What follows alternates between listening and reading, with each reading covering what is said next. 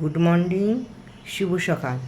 ঘড়ির কাঁটায় এখন বাজছে 9:15 কাছাকাছি, আর আমি চলে এলাম এক কাপ চায়ের। অনেক সকালে সকালে উঠেছি, উঠে প্রার্থনাটা করলাম, ঠাকুরের প্রার্থনা করে নিয়ে তারপরে মনে করলাম একটু একটু গড়া একটু একটু পরে উঠবো, ব্যাস ঘুমিয়ে গেছি যথারীতি। 6:30 বেজে গেছে, কাজের দিদি তো আসছে না। এখন ঘরদোর পরিষ্কার করলাম, পরিষ্কার করে নিয়ে ফুল তোলা হয়ে গেছে, দাদারা চলে গেল, একটুখানি নিচে গিয়ে দাঁড়ালাম, দিয়ে ঠাকুরকে গুরুদেবকে ফুল দিলাম। এই যে নিচের বারান্দা ঠাকুরগুলোকে ফুল টুল দিলাম, দিয়ে নিয়ে চাটা করলাম। চাটা খেয়ে নিই, তোমার দাদাভাইয়ের শরীরটা একটু খারাপ হয়েছে, জ্বর লাগছে, গ্যাস থেকে হয়েছে জানি না কি। দেখি চাটা খেয়ে নিয়ে একটু মুড়িটা দেবো, দিয়ে নিয়ে তারপর ঠাকুর পুজো বসবো। দুধটা পরেই আনবো, পুজো টুজো করে দেওয়া হবে কি না হবে পরেই নিয়ে আসবো।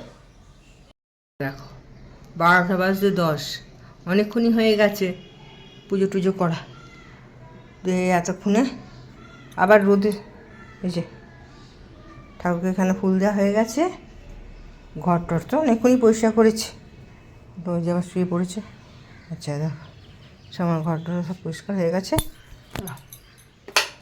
ওই দেখো ফুল সব দেওয়া গেছে, অল্প ফুল এখন ফুল পেলাম। গোপুকে চিড়েটা দেবো, দেখি চিড়েটা আনতে হবে, এগুলো যেটু চিড়েটা নিয়ে আসি। শুভ সন্ধ্যা, চলে এলাম আজকে ইষ্টপ্রসঙ্গে। সন্ধ্যের প্রার্থনা করে ঠাকুরের বই পড়ে গান করে গেলাম হনুমানজির মন্দিরে, এই যে বজরঙ্গলী মন্দিরে, এই যে টিক্কা দিয়ে দিয়েছে, দিয়ে এসে এবার ইষ্টপ্রসঙ্গে বসলাম। আজকের ইষ্টপ্রসঙ্গ হচ্ছে সংসারে মায়েদের ভূমিকা। খুব সুন্দর একটা যুগোপযোগী বিষয়। ঠাকুর বললেন নারী হচ্ছে না, ঠাকুর মায়েদের 90 ভাগ দায়িত্ব দিলেন, আর বললেন নারী হচ্ছে গৃহলক্ষ্মী। একটা নারী পারে তার গৃহকে মন্দিরে পরিণত করতে। ঠাকুর নারীদেরকে বললেন, নারী তুমি ওঠো, জাগো, বরেণ্যের অধিকারী হও, তাকে অনুসরণ করে সেই বাণী তোমার চলন বলন প্রজ্ঞায় নিবদ্ধ হয়ে উঠুক। একজন নারী জীবনে যদি আদর্শ থাকে, সেই যদি আদর্শ কেন্দ্রিক জীবনে অভ্যস্ত হয়, তবে সেই নারী করতে পারে একটা সংসারকে সুন্দরভাবে গড়ে তুলতে পারে। ঠাকুর বলেছেন নারী হতে জন্মে জাতি, থাকলে জাত তবেই জাতি। মাটি যতটা উৎকৃষ্ট মানের হবে, সেই মাটির ফসল ততটাই উৎকৃষ্ট মানের হবে। তাই সেই মাটির বুকের ফসল ততটাই উৎকৃষ্ট মানের হবে। তাই নারীর জীবন যতটা আদর্শ কেন্দ্রিক হবে, নারীর চলন বলন যতটা সুন্দর হবে, তার পরিবারও ততটা সুন্দর হবে। নারী প্রকৃতির কাজ শুধু সন্তানকে তৈরি করা নয়, পুরুষগণকে, সমাজকে শিক্ষিত করে উচ্চ থেকে উচ্চতর পৌঁছে দেওয়াই হলো নারীর ধর্ম। নারী বর্ষণ করে স্নেহ, সংযম, আত্মত্যাগ, বিশ্বাসতা, পবিত্রতা করে সমাজকে শুদ্ধ করে তোলে। শুধুমাত্র বইয়ে পড়লাম, ব্যক্তিত্ব করলাম না, তাহলে কিন্তু হবে না। গৃহে সুখ শান্তি বজায় রাখার জন্যে নারীদের দৈনন্দিন জীবনে আদর্শ থেকে আদর্শতর হয়ে উঠতে হবে। দেখাতে হবে তার দৃষ্টি, তার বাক্য, তার পোশাক, তার সমস্ত কিছু। তাই ঠাকুরের ন্যায়নীতি গ্রন্থে বলা হয়েছে, মেয়ে আমার, তোমার সেবা, তোমার চলা, তোমার চিন্তা, তোমার বলা। পুরুষ জনসাধারণের ভেতর যেন এমন একটা ভাবের সৃষ্টি করে, যাতে সে অবনত মস্তকে নত জানু হয়ে সসম্ভ্রমে ভক্তি গদগদ কণ্ঠে বলে, মা আমার, জননী আমার বলে মুগ্ধ হয়, বুদ্ধ হয়, তৃপ্ত হয়। তবেই তুমি মেয়ে, তবেই তুমি সেতু। অর্থাৎ মায়েদের চলন বলন, পোশাক পরিচ্ছদ এমন হবে, কথাবার্তা চিন্তাধারা এমন হবে, যা কিনা পুরুষদের কোনো কামনার দৃষ্টিতে, লোলুপ দৃষ্টিতে যেন তাকে ছুঁতে না পারে। আজকের সমাজে আমরা দেখতে পাই মায়েরা পাশ্চাত্য সভ্যতা অনুকরণ করতে করতে এমন একটা অবস্থায় এসেছে, যারা পরম দয়ালের শ্রীচরণে আসতে পারছে না। আজ তারা পাশ্চাত্য শিক্ষার আভিজাত্যের মোহে পড়ে আধুনিকতা হাতছানিতে প্রলুব্ধ হয়েছে। এক অন্ধকারের থেকে অন্ধকার জীবনে তারা তলিয়ে যাচ্ছে। এই জন্যে মায়েদের উচিত একদম 5 বছরে নাম, 12 বছরের দীক্ষার মাধ্যমে ঠাকুরের সাথে মায়েদেরকে যুক্ত করে দেওয়া। তারপরে সেই মেয়েটির হাতে পড়ার বইয়ের সাথে সাথে একটা নারীনীতি বই দেওয়া। এই নারীনীতি বইয়েতে যে এক একটা অংশ আছে সেইগুলিকে রোজ একটা করে অংশ পাঠ করে নিজে পড়ে তার মর্মটা উপলব্ধি করা, আর তারপরে ঠাকুরের নির্দেশ মতন নিয়মমাফিক বিবাহবন্ধনে আবদ্ধ হওয়া।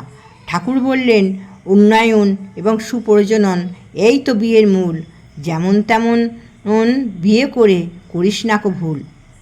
আজকাল আমরা দেখতে পাচ্ছি কোয়েট কলেজ, কোয়েট স্কুল, মেয়েরা সেখানে পড়তে যাচ্ছে। পড়তে গিয়ে সেখানে তারা এমন একটা সিদ্ধান্ত উপনীত হচ্ছে, মেয়েরা তারা পছন্দের মতন পাত্র নির্বাচন করছে। তারপরে এমন একটা সিদ্ধান্তে পৌঁছে যাচ্ছে যে অভিভাবকদের তার সাথে বিয়ে দেওয়া ছাড়া তার কোনো উপায় থাকছে না। এর ফলে সৃষ্টি হচ্ছে প্রতিলোম বিবাহ। ঘরে ঘরে ছেয়ে যাচ্ছে এই প্রতিলোম বিবাহ। ঠাকুর বারবার নির্দেশ করে বলেছেন, বর্ণে, বংশে, বিদ্যায়, বুদ্ধিতে শ্রেষ্ঠ পুরুষকে জীবনে বেছে নিতে, আর তারপরে স্বামী স্ত্রীর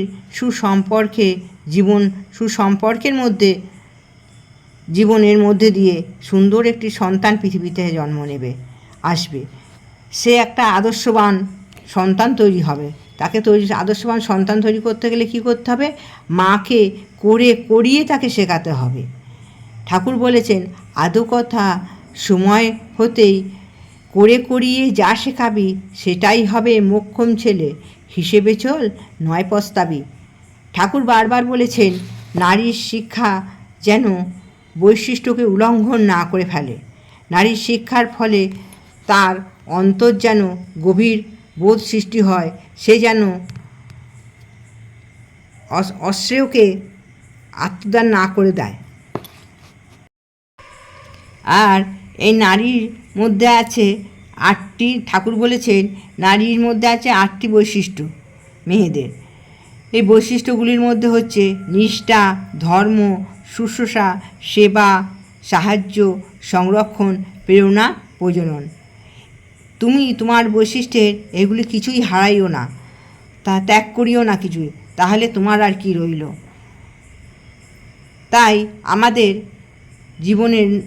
জীবন সংসারে, সমাজে, আমাদের এই জগতে আমাদের নারীদের কতগুলি ভাগ থাকে। এর মধ্যে হচ্ছে, প্রথমে হচ্ছে দুহিতা, তারপরে ভগিনী, তারপরে জায়া, তারপরে জননী।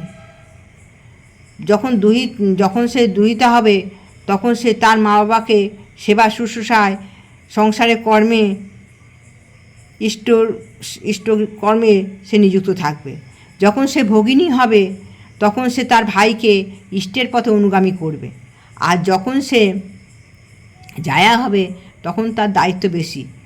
প্রতিপ্রাণ দক্ষা নারী, সেবা সুন্দর তৃপ্তি চলন, পুরুষ বুকে দীপ্তি আনে, বৃদ্ধিতে দেয় উপঢৌকন। স্বামীর ঝোঁকে ছুটলে নারী, শ্রেষ্ঠ ছেলের মা, ইষ্ট ঝোঁকে ছুটলে পুরুষ, প্রজ্ঞা অনুপমা। তা আমরা আমাদের ঠাকুর বড়মাকে দিয়ে দেখিয়েছেন কিভাবে স্বামী সেবা করতে হয়, কিভাবে সংসার করতে হয়। বড়মা ছিল ঠাকুরের দিকে এক নিষ্ঠা দৃষ্টি, এক নিষ্ঠা কর্তব্য। ঠাকুরের কোন সময় কি লাগবে, বড়মা সেই সময় সবসময় তার প্রস্তুত, সবসময় তার থাকতো। কোনো সময় বড়মার কাছে না বলে কিছু ছিল না। সব